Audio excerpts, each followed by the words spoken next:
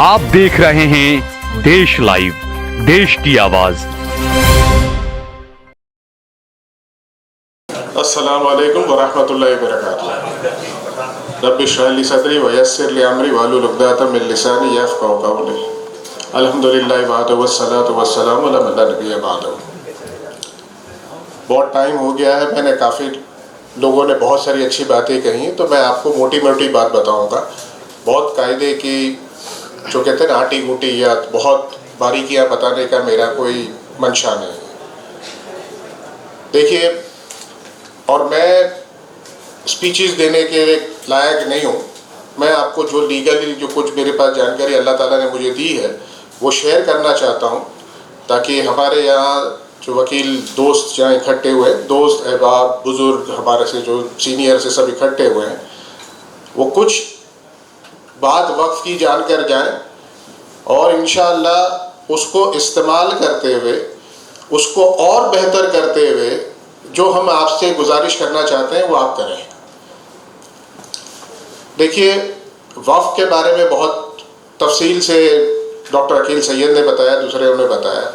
वक्फ जो है वो हुजूर सल्लल्लाहु अलैहि वसल्लम के ज़माने से है और हमारी शरीयत का एक जुज़ है।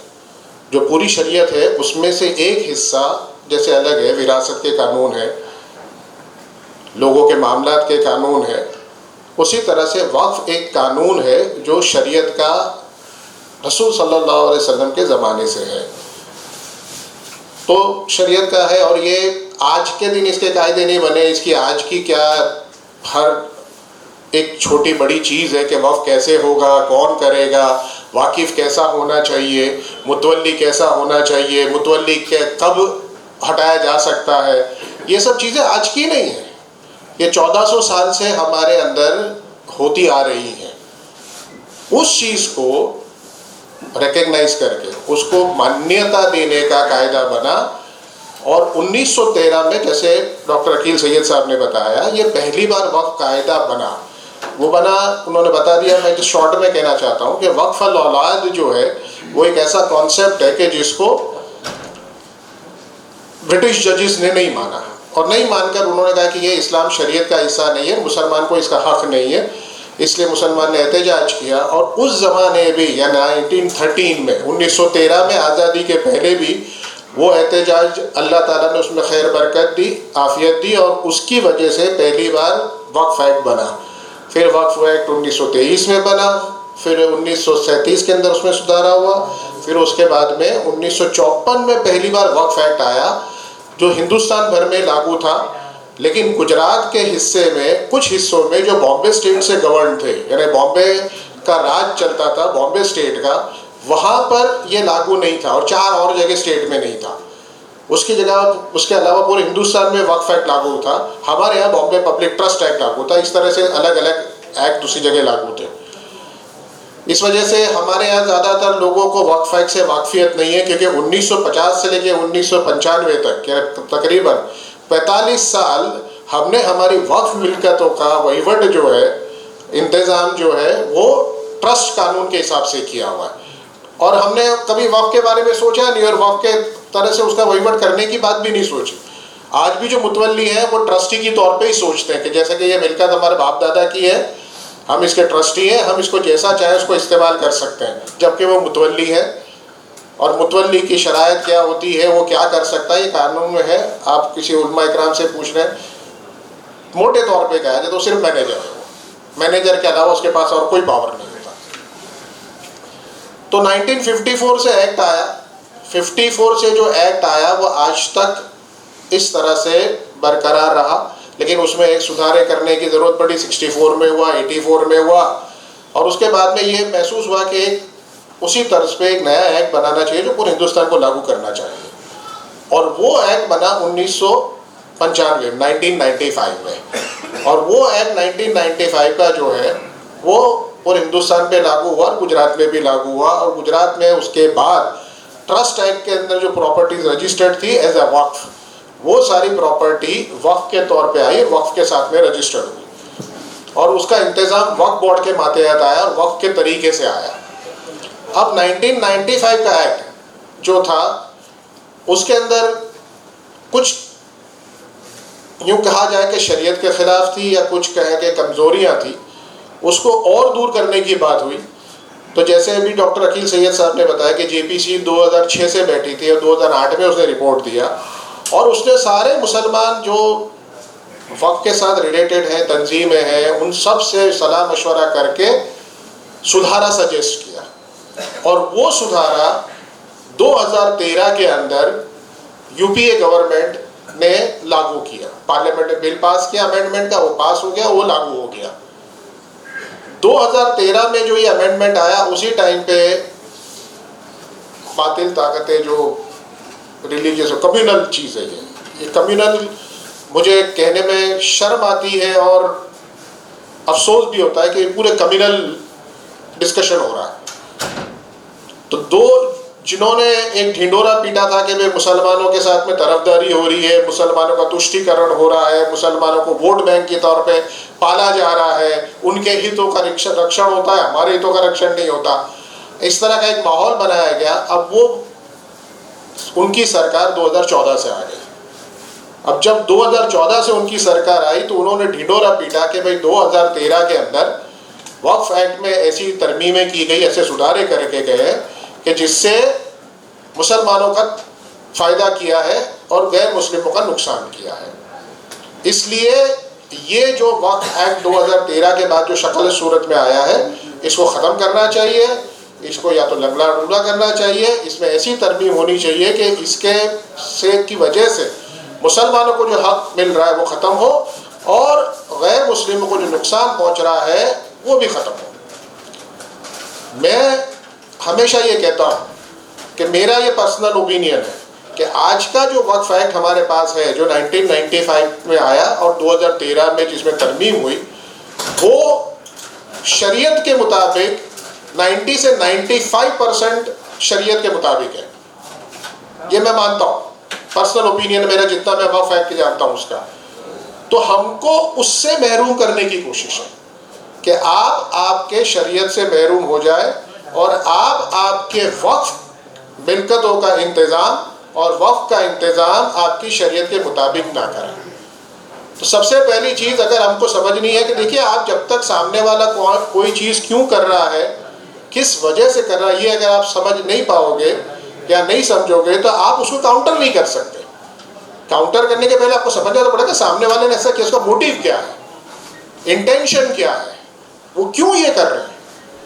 ऐसे ही तो शौक नहीं आया, उनका शौक ये आया है, उनका इंटेंशन मोटिव ये है कि जो एक कायदा है कि जिसके बाद कायदे के अमलवारी से मुसलमान लोग अपनी शरीयत के तौर पे, शरीयत के मंजूर तरीके से वक्फ का इंतज़ाम कर रहे हैं, वो चीज़ ख़त्म होना चाहिए, क्योंकि इनको शरीयत से हमेशा दुश्मनी है। UCC भी लाने का मकसद यही है कि भाई हम हमारी शरीयत से महरूम हो जाए। उत्तराखंड में ला दिया गया है, गुजरात के अंदर भी ये कह रहे हैं कि UCC लाना है और उसके लिए ये लोग कोशिशें कर रहे हैं। अभी तक इन्होंने कोई पब्लिक का ओपिनियन लिया नहीं है, लेकिन लेंगे तब होगा, क्या होता है अल्लाह बेहतर जानता है। तो UCC का भी लाने का मंशा ये है कि हम हमारी शरीयत से महरूम हो जाए, हम हमारे मामला जो शरीयत के मुताबिक कर रहे हैं, जैसे शादी, बियाह, विरासत, ये सब चीज़ें, उसमें शरीयत से महरूम हो जाए और एक यूनिफाइड लॉ हो जाए। उसी तरह से वक्फ एक्ट, ये एक, आप लोग सब जानते हो कि मुस्लिम लॉ जो है वो हम शरीयत से जानते हैं और वो जजमेंट बेस्ड है। कोई किताब नहीं है, कोई कोडिफाइड नहीं है। सेक्शन 5 में क्या है, सेक्शन 10 क्या है, मुस्लिम लॉ है ही नहीं। मुस्लिम लॉ कोडिफाइड नहीं है, लेकिन वक्फ एक्ट ऐसा है जो चैप्टर या जो पार्ट है वो कोडिफाइड है। यानी मुस्लिम लॉ का एक पार्ट कोडिफाई हुआ, और वो कोडिफाइड पार्ट को ये लोग आज इस तरह से चेंज करना चाह रहे हैं कि वो कोडिफाइड पार्ट ऑफ जो मुस्लिम लॉ है, जो शरीयत पे मबनी है, वो ऐसा हो जाए कि जिससे शरीयत ख़त्म हो जाए। अब इसके लिए अगर हमारे में बेदारी नहीं आती और हम इसके लिए उसके सामने एहतजाज नहीं करते, हम उसके सामने खड़े नहीं होते, छोटी सी एक छोटा सा काम है कि हमारी राय मांगी गई है, हम उसके सामने अगर हमारी राय तक नहीं देते तो आप सोचिए कि हमारा फिर हशर क्या होगा। हमको उसके सामने एक JPC के पास आ गया तो राय मांगी, और वो राय देने की भी बेदारी हम में नहीं है। मुझे अफसोस होता है और मैं आपसे माजरत के साथ ये कह रहा हूँ कि गुलाब खान साहब ने मुझे ये कहा कि आप एक खाका तैयार करो कि जो हम लोगों तक, जो आने वाले हैं या दूसरे लोगों तक भी पहुँचाए, कि वो क्या ऑब्जेक्शन दें। मैंने उसको एक तैयार करके इनसे कहा और उनसे मैंने कहा शेयर कर दो आप। लेकिन मुझे ये लगता है कि यहाँ सब वकील बैठे हैं, हम कोई वकील अपनी बेल एप्लीकेशन किसी और वकील से तो ड्राफ्ट करवाने नहीं जाता, अपना सूट किसी और वकील से सूट ड्राफ्ट करवाने नहीं जाता, सीनियर के पास चला जाएगा, वो बात और है। ये रिप्रेजेंटेशन करना, ये मेरी आपकी सबकी जिम्मेदारी है। हम सब अब इसमें सोचें, इसमें से कुछ ऐसी चीज़ निकालें, और अल्लाह ताला ने हम सबको जहन दिया है, अल्लाह ताला ने सब हमको ऐसी अकल होशियारी दी है कि हम उसको इस्तेमाल करके बेहतर से बेहतर ऑब्जेक्शन दें। क्यों हम लोग, अल्लाह का शुक्र है कि हमने कुछ वक्फ एक्ट पढ़ लिया या कुछ चीज़ जान ली तो हम थोड़ा बहुत ज़्यादा जानते हैं, लेकिन आप लोग भी अगर है, सब मैटर्स हो, सब वकील हो, आप लोग खुद उसको जितना हो सकता है, मैं ये कहता हूँ कि अगर 40 सेक्शन अमेंड हो रहे हैं, 40 में से अगर हम ग्रुप बनाए और एक ग्रुप 5-5 सेक्शन ले तो भी 8 ग्रुप के अंदर पूरा हो जाएगा। वो लोग उसके हिसाब से सोचे कि भाई ये 8 सेक्शन का, ये जो 8 ग्रुप है, ये 40 सेक्शन का हमको ऑब्जेक्शन क्या देना है। अगर वो इस तरह सोच के उसका ऑब्जेक्शन देंगे तो ज़्यादा बेहतर होगा बनिस्बत इसका कि किसी का ऑब्जेक्शन लेकर। अगर नहीं कर सकते हैं तो जो है उसी को फॉरवर्ड कर दें, लेकिन ये जो है वो सबसे कमतर ऑब्जेक्शन होगा। आप खुद सोचो, इंशाअल्लाह अल्लाह ताला आपको और रहनुमाई करेगा, आपको और उसके ख्यालात देगा, और इंशाअल्लाह आप उससे और बेहतर तरीके से कर सकते। तो इस तरह से हमें करना है। तो जब गुलाब खान साहब ने कहा तो मुझे लगा कि वकील ही है तो वकील खुद ही कर लेंगे इंशाअल्लाह, लेकिन ठीक है, हमने कोशिश की है, आपके साथ शेयर किया है, आपको वो सही लगता है और आप और ज़्यादा कोशिश नहीं कर पा रहे हैं किसी भी वजह से, तो आप इसको फॉरवर्ड करो। अब वक्फ एक्ट के कुछ मोटे मोटे जो अमेंडमेंट्स हैं जो सारे लोगों ने जिक्र किए, या मैं उसमें से कुछ चीज़ें बहुत अहम है वो आप लोग तक पहुँचाना चाहता हूँ। देखिए, हिंदुस्तान का आइन, कॉन्स्टिट्यूशन, आर्टिकल 26 ये हमको हक देता है, हमको यानी सबको, ऐसा नहीं कि मुसलमान को हक देता है, ये सबको हक देता है कि वो अपने रिलीजियस और चैरिटेबल ऑर्गेनाइजेशन का इंतज़ाम अपनी तरीके से कर सके इन अकॉर्डेंस विद लॉ, यानी जो कायदा उसके हिसाब से। तो हिंदू है वो अपने मंदिरों का, ईसाई है वो अपने चर्च का, सिख है वो अपने गुरुद्वारों का, मुसलमान है वो अपने इदारों का।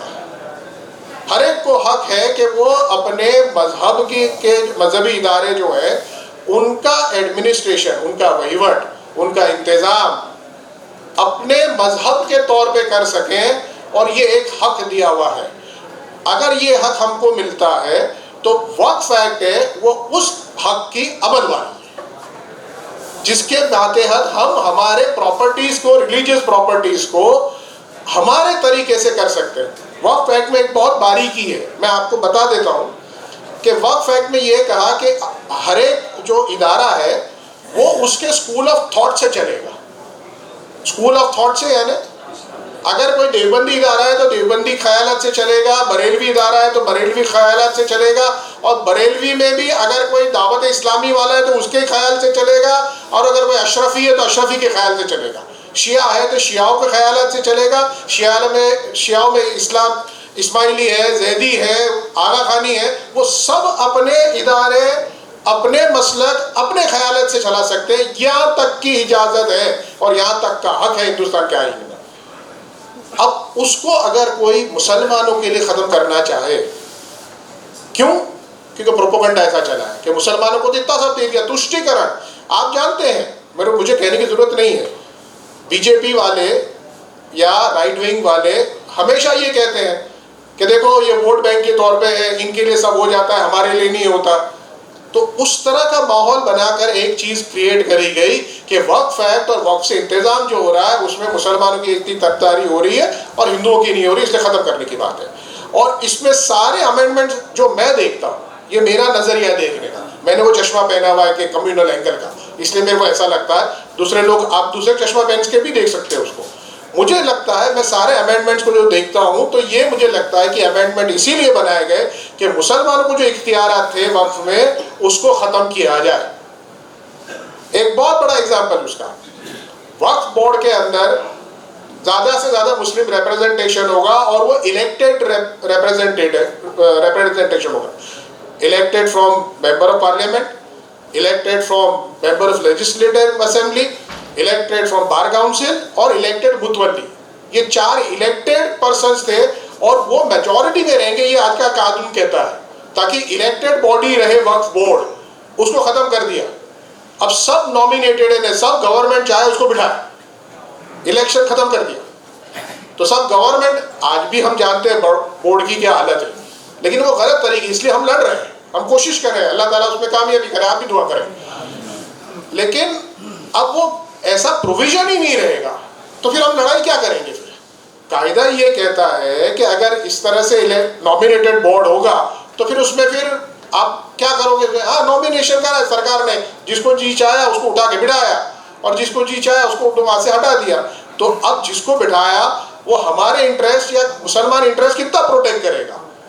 वो गवर्नमेंट के इंटरेस्ट प्रोटेक्ट करेगा।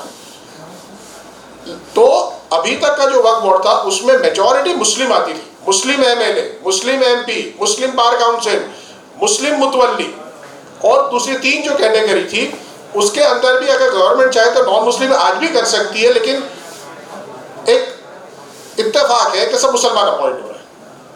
तो मुसलमान बोर्ड था। अब बोर्ड में ये कहा गया कि सब नॉमिनेट होंगे और मुस्लिम का नाम निकाल दिया, तो वहां पर भी गैर मुस्लिम हो सकते हैं। और ये कहा कि 2 non Muslims must be appointed, यानी 2 और गैर मुस्लिम आ गए। अब इसी तरह से सेंट्रल वक्फ काउंसिल में कहा कि सेंट्रल वक्फ काउंसिल में सब नॉमिनेट होंगे और 2 नॉन मुस्लिम होंगे। सीईओ, जो ये अभी का कायदा ये कहता है कि वो मुस्लिम होना चाहिए, उसको हटा दिया और सीईओ क्या गवर्नमेंट ऑफिसर होगा। तो तीनों जगह आपको जाहिरी तौर पे दिख रहा है कि मुसलमान से नफरत है। जहां जहां मुसलमान आ रहा है, मुस्लिम आ रहा है, उसको हटाने की कोशिश है। और अगर ये हटाने की कोशिश है तो मुझे आपको कहने की जरूरत नहीं कि कौन और क्यों करता है। तो ये एक चीज है। दूसरी चीज जो इकबाल भाई ने कही, वो ये थी waqf by user. Waqf by user क्यों? क्योंकि हमारे पास बहुत सी ऐसी मिलकतें हैं, बहुत से ऐसे इदारे हैं, मस्जिद है, कदीम मस्जिद है, वो है कि जिनके कागजात हमारे पास नहीं, क्योंकि किसने वक्त किया था, कब किया था, क्यों किया था, कैसे किया था, ये नहीं।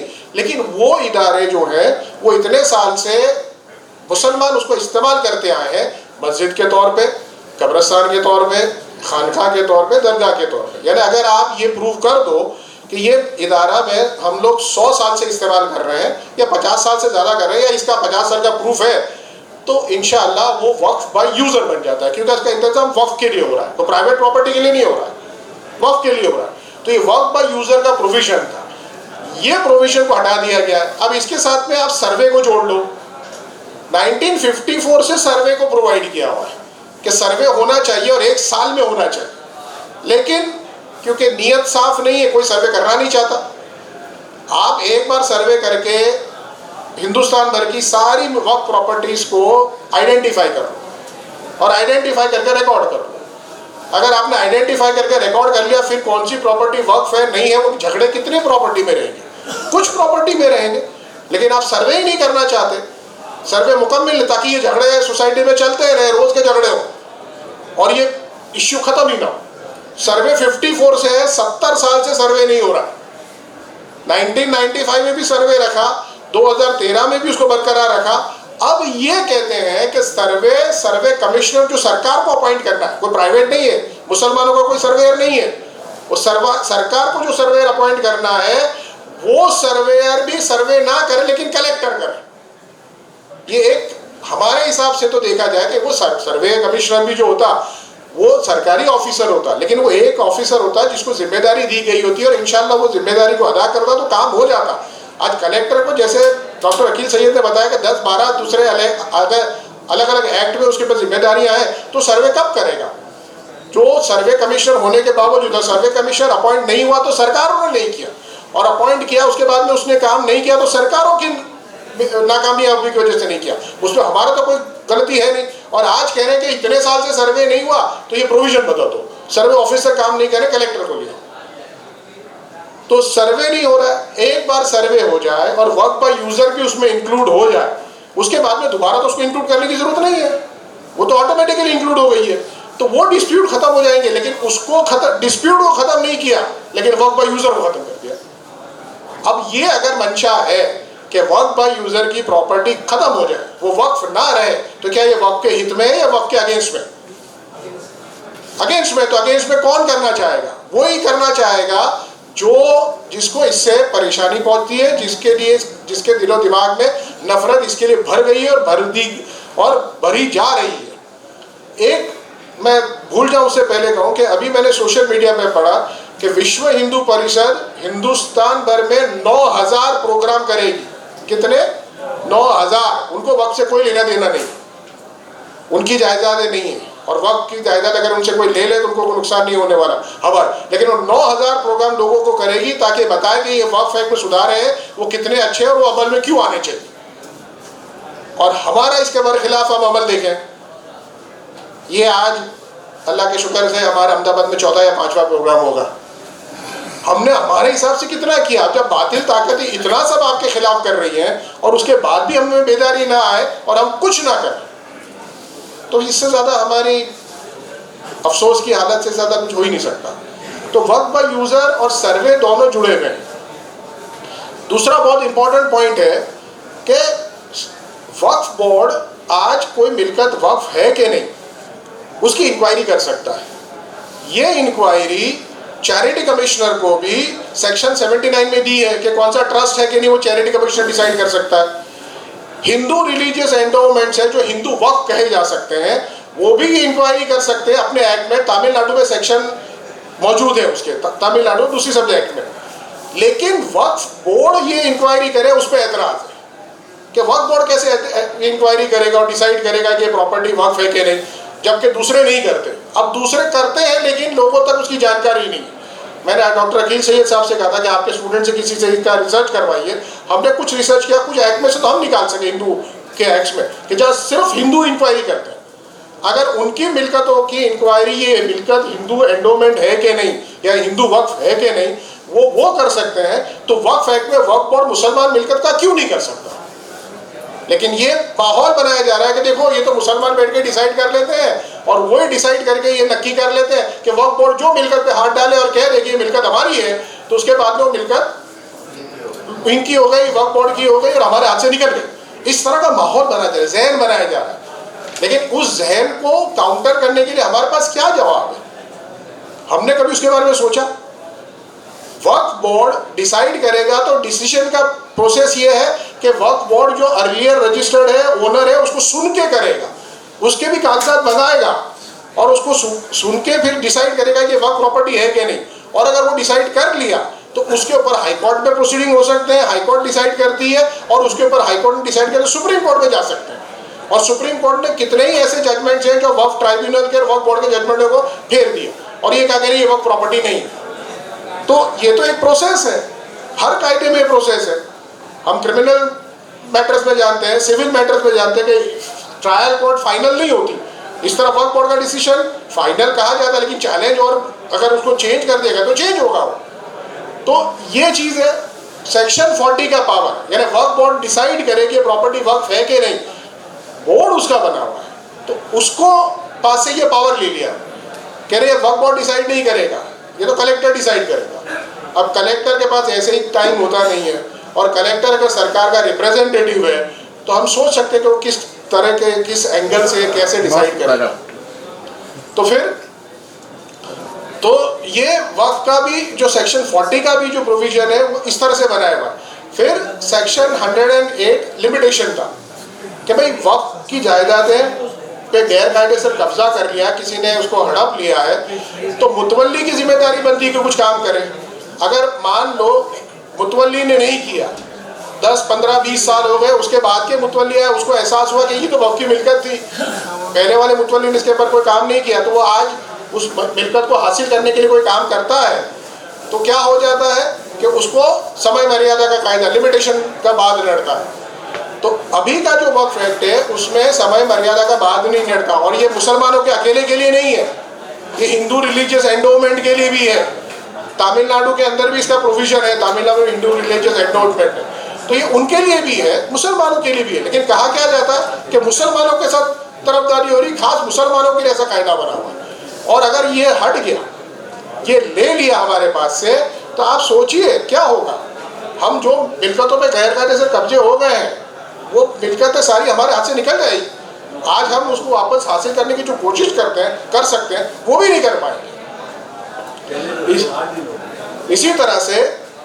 इसी तरह से एक और बहुत इंपॉर्टेंट जो अमेंडमेंट जो आ रहा है, जो हमारे इंटरेस्ट को नुकसान पहुंचा सकता है, वो है कि इसमें एक्विजिशन का प्रोसीडिंग जो है, आज कोई जमीन संपादन वक्फ की ज़मीन संपादन करनी हो तो वक्फ बोर्ड के सलाह मशवरे के, उनसे बातचीत करे बगैर नहीं हो सकती। और अगर वक्फ बोर्ड को 3 महीने का उसका टाइम दिया हुआ है कि 3 महीने तक उसको डिसाइड करना है, और 3 महीने के अंदर वो, उसके बाद में भी वो प्रॉपर्टी जा नहीं सकती। आज क्या 1 महीने का टाइम दिया है और ये कहा कि वो डिसाइड नहीं करती है तो भी ये प्रॉपर्टी सरकार की वेस्ट हो जाएगी। तो संपादन का कायदा भी ऐसा बना दिया कि वक्फ मिलकतें जो ले लेना चाहते हैं वो ये ले सकते हैं। फिर इसमें एक बहुत बड़ी इंपॉर्टेंट चीज़ है कि नॉन मुस्लिम वक्फ नहीं कर पाएगा। अब नॉन मुस्लिम तो वक्फ करते ही नहीं है, हम आमतौर पर जानते हैं कि नॉन मुस्लिम वक्फ नहीं कर पाएगा, नॉन मुस्लिम वक्फ नहीं करते, तो ये प्रोविज़न क्यों बनाया? ये प्रोविज़न आज के कायदे में इसलिए है कि हमसे पहले जो राजा महाराजा थे, जैसे बड़ौदा के गायकवाड़ का राज, मैं बड़ौदा से हूँ, जैसे मुझे बड़ौदा का मैं एग्जाम्पल दे सकता हूँ, तो उन्होंने मुसलमानों को बहुत सी प्रॉपर्टीज दी थी कि ये तुम कब्रस्तान बना लो, ये मस्जिद बना लो। उसका कोई डेडिकेशन नहीं है, लेकिन उन्होंने दी थी। तो इस वजह से वो प्रॉपर्टी आज अगर कोई हम क्लेम करते तो ये कह सकते कि राजा ने दी थी, नॉन मुस्लिम था लेकिन फिर भी वक्फ कर सकता था, इसलिए वक्फ की प्रॉपर्टी। लेकिन अगर ये नॉन मुस्लिम का वक्फ का अगर आप कॉन्सेप्ट ही हटा दो, आज से 100 साल बाद अगर कोई प्रॉपर्टी का डिस्प्यूट हुआ तो वो डिस्प्यूट में ये होगा कि भाई ये है, ये तो प्रॉपर्टी वक्फ दी है, इसका कोई प्रूफ का है। मैं आपको आज ही, मुझे एक जैसे कमेटी का हियरिंग होता है तो मेरे को जो एमपीज हैं कुछ वो सवाल भेज देते हैं कि इन सवालों के जवाब हमें आज देने पड़ेंगे, तो आप इन सवालों के जवाब बताएंगे। तो आज का सवाल जो मेरे पास आया वो ये था कि दस्तूर खान की मस्जिद है, मैं नहीं जानता कहाँ पे वो, आस्टोडिया लिखा हुआ है, आस्टोडिया दस्तूर खान की मस्जिद के अंदर हौज और वजू खाना बना लिया है, आर्कियोलॉजिकल सर्वे की मस्जिद है वो, और गैर कायदेसर बना लिया है। तो इस तरह की गैर कायदेसर की कार्यवाही वक्फ बोर्ड और वक्फ के इंतजाम वाले करते हैं। दूसरा एग्जाम्पल दिया अहमदाबाद जुम्मा मस्जिद का कि उसके बाहर दुकानें बना ली है, उसके अंदर कमर्शियल काम हो रहा है, तो ये भी है, ये भी एएसआई की परमिशन के बगैर है, और एएसआई वाले जो मॉन्यूमेंट्स है उसके खिलाफ हो रहा है। तो ये भी चीज़ें हैं। आप सोचिए कि आपसे आपकी प्रॉपर्टीज तो छीनने की बात है, लेकिन जो प्रॉपर्टीज नॉन प्रॉपर्टीज हैं,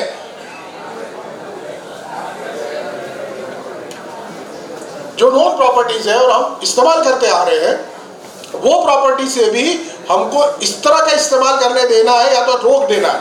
हिंदू टेम्पल्स भी एंशिएंट टेम्पल्स हैं, उसमें सारी चीज़ें होती हैं, उसमें कोई रोकने नहीं जाता, लेकिन मुसलमान को रोकने जाता। चापानेर में जाके आप जितनी मस्जिदें हैं आप नमाज पढ़ के देखिए, आपको नमाज पढ़ने दी जाती कि नहीं जाती? नहीं देंगे आपको नमाज पढ़ना, वो भी वक्फ प्रॉपर्टीज ही है, मस्जिद ही है। तो एएसआई के अंडर भी जो प्रॉपर्टीज हैं उसमें भी आपका पावर रिस्ट्रिक्ट करना चाह रहे हैं, और हर जगह ये कहा जा रहा है कि हम ये कर इसलिए रहे क्योंकि मुसलमानों ने इसको वक्फ एक्ट को, वक्फ एक्ट के मातहत बोर्ड को और मुतवल्लियों ने बहुत करप्शन किया है, इल्लीगल काम किया है। तो आज आप सब वकील हो, आप जानते हो कि कायदे में कितनी सत्ताधिकारी है, कितने लोग लीगल और कितने लोग इल्लीगल काम करते हैं। तो क्या सबको बदल नहीं दिया जाता? सब कायदे बदल नहीं दिए जा रहे? आज हम पुलिस की बात ले लें, रेवेन्यू की बात ले लें, तो हम जानते हैं कि कितना गलत हो रहा है, कितना करप्शन हो रहा है वहाँ पर। लेकिन क्या उसकी वजह से उनको चेंज कर दिया गया? नहीं चेंज कर रहा है कोई। तो वक्त के अंदर ये करप्शन का ग्राउंड बनाकर ये सब चेंजेस क्यों? और दूसरी बात, आज जो वक्फ बोर्ड है या ट्राइब्यूनल है उसको अपॉइंट करने वाली सरकार है। अगर सरकार ने ऐसे बोर्ड और ऐसे ट्राइब्यूनल को अपॉइंट किया है और वो ठीक से काम नहीं करे तो सरकार उनको हटाए। अगर कोई आपके एरिया में कोई पुलिस वाला है और पुलिस वाला ठीक से काम नहीं कर रहा है तो इसका मतलब ये तो नहीं कि पूरा पुलिस स्टेशन ही हटा दो वहां से। वो पुलिस वाला सही पुलिस वाला काम करने वाले को लगाओ। अब वो चीज कर नहीं रहे कि बोर्ड जो काम करना चाहिए वो करे, वक्फ ट्राइब्यूनल जो काम करना चाहिए वो करे, और वक्फ का इंतजाम बेहतर तरीके से हो सके और उसका तहफ़्फ़ुज़ हो सके और उसके पूरे इंटरेस्ट का प्रोटेक्शन हो, वो नहीं करना है। लेकिन इसको और ज़्यादा लंगड़ा लूला कर देना है ताकि हमारे से हमारी वक्फ प्रॉपर्टीज जो है वो हाथ से निकल जाए, ख़त्म हो जाए हमारे पास से, और हम फिर ऐसा कायदा आ जाएगा कि हम अगर चाहेंगे तो भी वक्फ का इंतज़ाम हमारे शरीयत के हिसाब से नहीं कर सकेंगे और उसको प्रोटेक्ट नहीं कर सकेंगे और उसका इस्तेमाल भी नहीं कर सकेंगे। तो ये इश्यू अगर आने वाले हैं, जेपीसी आज उसको कंसीडर कर रही है, तो हमारी जिम्मेदारी बनती है कि हम जेपीसी को राय भेजें, और राय भेजें तो ऐसी राय भेजें कि भाई उनको एहसास हो कि अगर मान लो कि अगर 1 करोड़ मुसलमानों की राय जाती है तो उनको ये एहसास होगा कि नहीं भाई 16 करोड़ 17 करोड़ अगर मुसलमान है तो उसमें से 1 करोड़ मुसलमान इसके खिलाफ है, और अगर नहीं जाएगी क्योंकि कुछ मुसलमान ऐसे हैं कि वो इस एक्ट के तरफदारी में भी ओपिनियन भेज रहे हैं, वो भेज रहे हैं। तो अगर वो भेज गया तो फिर सरकार के पास कहने का मौका मिल जाएगा कि हम तो ऐसा अमेंडमेंट ला रहे हैं जो सबके फायदे का, मुसलमान भी उसको सपोर्ट कर रहे हैं। तो वो चीज़ को काउंटर करने के लिए हमारे लिए ज़रूरत है कि हम इसमें ऐसा अमेंडमेंट का अपोज करें ताकि सरकार इसको नाफिज ना कर सके। जेपीसी ऐसा रिपोर्ट दे कि भाई उसकी वजह से सरकार के लिए भी इसको पास कराना, नाफिज करना मुश्किल हो जाए। जज़ाकल्लाहु खैर। अस्सलाम वालेकुम व रहमतुल्लाह।